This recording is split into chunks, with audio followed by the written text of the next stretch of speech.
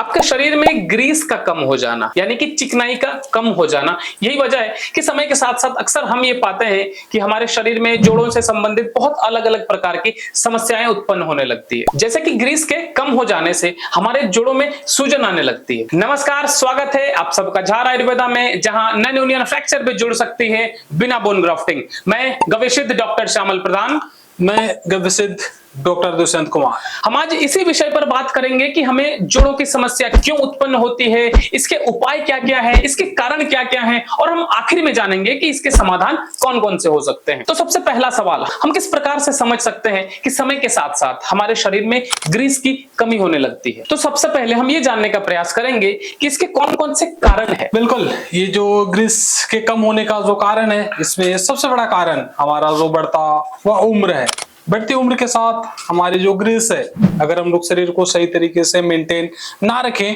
तो धीरे धीरे कम होता चले जाता है और घुटने की जो दर्द की समस्या है ये होने लगती है। और इसमें से दूसरा सबसे बड़ा जो कारण है हमारा अभी के समय में जो दिनचर्या है, जैसे हमारा डेली का ऑफिस जाना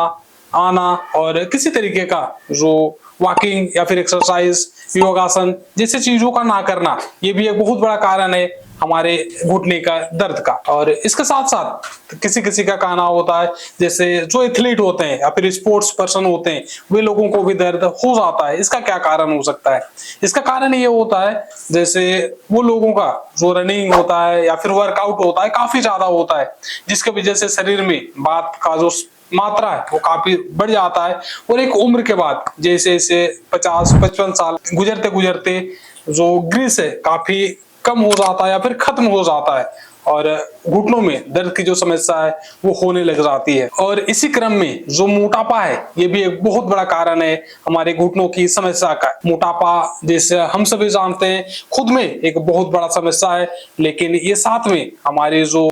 ग्रीस है इसको भी खत्म करने में बहुत बड़ी भूमिका निभाती है। और मोटापा में जैसे जैसे हमारी जो वसा है ये बढ़ती चली जाती है, हड्डियां कमजोर होती चली जाती है और ग्रीस खत्म होता चला जाता है। और मोटापा के वजह से जैसे हमारे जो घुटने हैं उसमें भी हिसाब से ज्यादा लोड पड़ने लग जाता है, जिसकी वजह से भी जो ग्रीस है धीरे धीरे कम होने लग जाता है। और एक समस्या जो हमारे शरीर में होती है वो है ऑस्टियोआर्थराइटिस। इसकी वजह से भी जो हमारे घुटने में ग्रीस का जो कमी है वो होने लग जाता है और आपस में जो हड्डी है ये टकराने लग जाती है, जिसकी वजह से आपस में हड्डी का जो जॉइंट्स है जहाँ पे दो हड्डी मिल रही होती है आपस में टकराने लग जाती है और जो सूजन है ये होने लग जाता है और दर्द का सामना करना पड़ता है। देखिए, सबसे बड़ा प्रॉब्लम ये हमें लगता है ना कि हमें पता नहीं चलता है कि एग्जैक्ट प्रॉब्लम क्या है हमारे जोड़ों के दर्द होने। तो हम करते क्या है, अस्पताल जाते हैं, हम मेडिकल जाते हैं, कुछ पेन किलर्स लाते हैं और दिक्कत ये होता है कि हम जब तक पेन किलर्स ले रहे होते हैं हमें आराम महसूस होता है। जैसे ही हमने पेन किलर्स का इस्तेमाल करना बंद कर दिया फिर से हमें सेम प्रॉब्लम आ जाती है। अब सवाल ये बनता है, तो हम कैसे पता कर सकते हैं कि ये जो दर्द है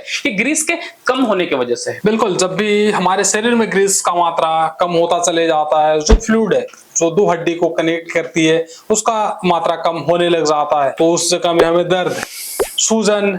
चलने फिरने में समस्या, उठने बैठने में समस्या, सीढ़ी चढ़ने में उतरने में समस्या और जॉइंट्स में कट कट का आवाज आना, पहले घुटनों में दर्द फिर कमर में दर्द जैसे समस्या आने लग जाती है, तो हम लोग समझ सकते हैं कि हमारे शरीर में जो ग्रीस है इसका मात्रा घट रहा है या फिर धीरे धीरे वो खत्म होता चला जा रहा है। तो हम जब भी आर्थराइटिस या जोड़ों के दर्द की बात करते हैं ना, तो सबसे पहले हर किसी का सजेशन यही रहता है कि खान पान में बदलाव करो, यानी कि आपके डाइटिंग में बदलाव करो, आपको इस समस्या से मुक्ति मिल सकती है। अब सवाल ये बनता है कि कौन कौन सी चीजों का हम परहेज करें ताकि हमें ये समस्या का सामना करना ही ना पड़े। बिल्कुल, अगर हम लोग परहेज का बात करें तो इसमें सबसे ज्यादा आपको ध्यान देने का जरूरत है, जो भी चीज है जो जमीन के अंदर उगती है, जैसे आलू, जमीन के अंदर उगने वाली कुछ भी चीज आपको सेवन नहीं करनी है। उसमें सिर्फ गाजर है जिसको आप सेवन कर सकते हो, जो जमीन के अंदर उग रहा होता है, और साथ साथ भिंडी, बैगन, गोभी जैसी चीजों का आपको सेवन नहीं करना है। और किसी भी तरीके का खट्टे पदार्थ का आपको सेवन नहीं करना है, जिसमें दही, छाछ जैसे चीजों का भी आपको सेवन बिल्कुल बंद कर देना है। और अगर बहुत ज्यादा हम लोग चाय या कॉफी का सेवन करते हैं तो इसको भी हम लोगों को बंद करने की जरूरत है। और कोल्ड ड्रिंक सोडा जैसी चीजों का बिल्कुल सेवन नहीं करना है। अब हम पथ्य यानी कि कौन कौन सी चीजों का सेवन करना चाहिए इसके बारे में बात करें तो कौन कौन सी ऐसा मुख्य भोजन है जिसका सेवन हम इस कंडीशन में कर सकते हैं? बिल्कुल, इस समय में जो भी चीजें जैसे हमारी खान पान में अगर सब्जी वर्ग में हम लोग देखने के लिए जाएं तो इसमें पटल और जो साग का जो वर्ग है इसका हम लोग इस्तेमाल कर सकते हैं, और साथ साथ देसी गाय के जो दूध होते हैं, घी होते हैं, और इसी के साथ अगर आप नॉन वेजिटेरियन हो, अगर आप मांस मछली खाते हो तो कोशिश करना है जो भी आप मांस वर्ग है इसको पूरी तरीके से छोड़ दो, और अगर खाना चाहते हो तो जो मछली वर्ग है इसका आप सेवन कर सकते हो। उसमें भी जो बड़ी मछली आती है सिर्फ उसी का सेवन करना है, जिसमें आपकी विटामिन डी की जो कमी है इसकी पूर्ति हो सकती है। और अगर हम लोग ड्राई फ्रूट्स खाना चाहें, ड्राई फ्रूट्स का अगर हम लोग सेवन करना चाहें तो उसमें अखरोट सबसे अच्छा माना जाता है, जिसका सेवन की विधि का अगर हम लोग बात करें तो उसको रात में भिगो करके रखना है, सुबह उसको दूध या फिर पानी के साथ हम लोग इसका सेवन कर सकते हैं। और एक फायदे का चीज जो आप ले सकते हो जिसमें नारियल का पानी आपके लिए काफी ज्यादा फायदेमंद हो सकता है, और सनलाइट जो सूर्य का प्रकाश होता है ये भी आपके शरीर में जो विटामिन डी की कमी है नेचुरल तरीके से पूरी कर सकती है, और ये आपके शरीर के लिए काफी ज्यादा फायदेमंद हो सकता है। तो हम लोग कोशिश करें जब भी सूर्य का प्रकाश ले रहे हो, कोशिश करें सुबह का सूर्य का प्रकाश 1 से 1.5 घंटा हम लोग लें तो काफी फायदा हमारे लिए हो सकता है। अच्छा, हमने सुना है कि ये जो एक्सरसाइज या वॉकिंग होती है ये हमारे शरीर के लिए या तो बहुत ज्यादा कारगर साबित हो सकती है या तो कभी कभी नुकसानदायक भी हो सकता है। तो कितनी मात्रा में हम एक्सरसाइज या फिर वॉकिंग करें ताकि हमारे शरीर के लिए ये पूरी तरीके से उपयुक्त हो? बिल्कुल, ये जो वॉकिंग है, एक्सरसाइज है, अगर हम लोग जैसे हम लोगों ने पहले भी बात किया, अगर हम लोग काफी ज्यादा वॉकिंग एक्सरसाइज करने के लिए जाते हैं, नॉर्मली आम इंसान उतना ज्यादा वॉकिंग या फिर एक्सरसाइज नहीं कर रहा होता है, जैसे हम लोगों ने बताया जो एथलीट होते हैं, जो स्पोर्ट्स पर्सन होते हैं, वो लोगों को काफी ज्यादा प्रैक्टिस का जरूरत होता है, जिसकी वजह से वो लोग काफी ज्यादा एक्सरसाइज पूरे दिन भर भी वो लोग एक्सरसाइज या फिर अलग अलग तरीके का एक्टिविटीज करते रहते हैं, जिसकी वजह से इस तरीके का समस्या आता है। लेकिन हम लोग अगर नॉर्मल समय का अगर बात करें तो आधे से 1 घंटा काफी होता है। लेकिन अगर वो एक्सरसाइज और वॉकिंग भी अगर आप नहीं कर पाते हो तो कुछ जो योगासन है ये सारी चीज भी अगर हम लोग कर लेते हैं तो भी हमारे शरीर में जो ग्रेस है इसको निर्माण में काफी ज्यादा सहायक हो सकता है। कुछ लोगों का ये भी कहना होता है ना कि हम भोजन पे कंट्रोल कर लेंगे, हमें जो खाना है वो खाएंगे, जो नहीं खाना है उसको परहेज में रखेंगे, हम वॉकिंग करेंगे, एक्सरसाइज करेंगे। लेकिन क्या कोई ऐसा नेचुरल हर्ब्स यानी कि कोई ऐसा नेचुरल जड़ी है